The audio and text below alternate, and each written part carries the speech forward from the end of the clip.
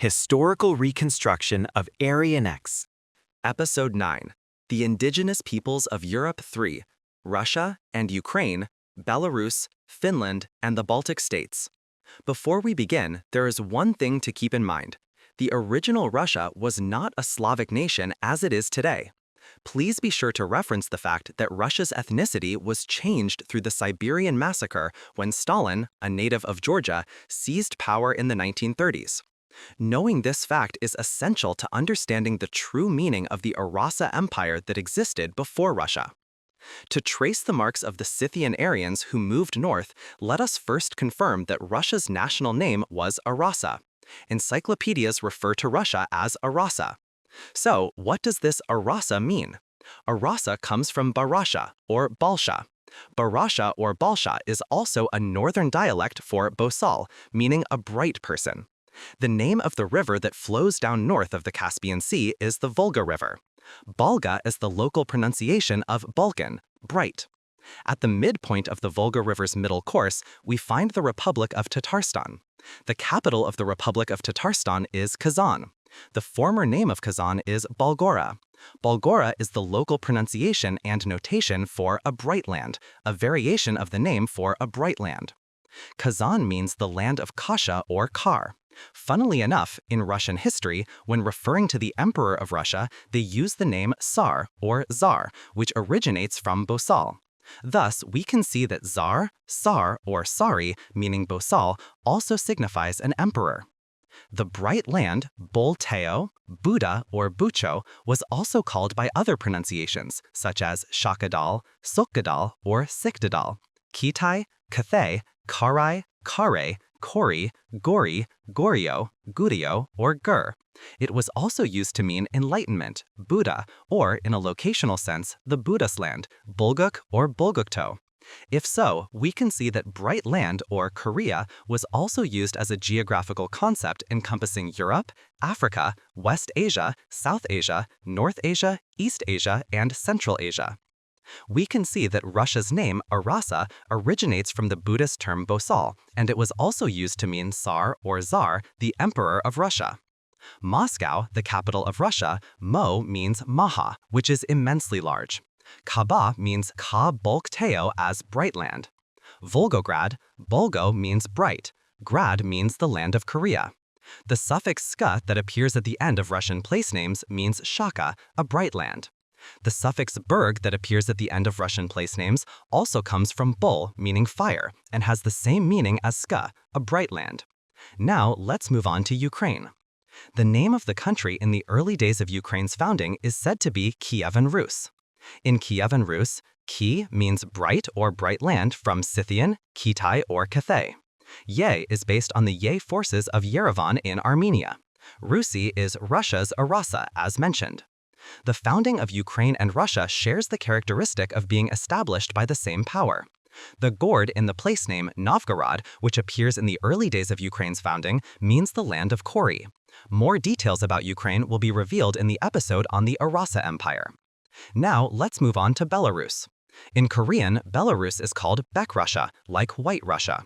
Bek symbolizes white and also means bright. This Bela of Belarus, meaning bright, is also deeply related to the Korean surname Buk, Puk. This fact will be revealed later in the episode on the Arasa Empire. The Rusi in Belarus has the same sound and meaning as Russia's Arasa. The ska in its capital, Minsk, means Shaka or Scythian, a bright meaning, as seen in the suffixes of Russian place names. Now, let's move on to Finland. The Finnish people are said to be of the Ural-Altaic language family. The Ural-Altaic region was the center, the homeland of the Scythian Aryans in Central Asia. The country created by the forces that moved from this place was Finland. The place where Finland is located is called Scandinavia, and the Finnish people are said to be of the Finno-Ugric language group. Scandinavia, Skan means Shaka or Shaka, meaning bright. D means land. Finno-Ugric language group, U means upper or high, the same meaning as we in Uyghur. Gr is the Gru in Uyghur, the same meaning as Kori, Gori, or Gali. The reason they were called Ugruin, or the Upper Goryeo people, will be explained in the context of the birth of Buddhism around 3897 BC. The Finnish people are from Kazakhstan, who moved from Central Asia and founded a nation in the north. They and Koreans are of the same bloodline. Now I will explain the countries of the 3 Baltic states. For reference, Balt is pure Korean for Balkteo, like Brightland, and it is the same word as Balkan of the Balkan Peninsula. Latvia. Latvia began with the Finno-Ugric Livonians and the Balts called Lets residing in this region. The Finno-Ugric Livonians were the Scythian Aryans of the Finnish lineage who had moved from Central Asia to northern Kazakhstan. The Lets were forces from Georgia who had advanced from the Anatolian peninsula of Yerevan, Armenia, after moving west from Central Asia. These groups merged to found the nation. A characteristic of Latvia is that it was established by the union of forces that moved from the north and forces that moved from the west. Now, looking at Lithuania, the fact that its history appears in Latin chronicles means that the forces that founded Lithuania were the Latin or Roman forces that had moved westward. Let's examine the name Lithuania. Lithuania, L means ris or is, which means outside or the outer land. 2 means land. Ania means Ionia, referring to the Ionian civilization. Lithuania is also called Lietuva.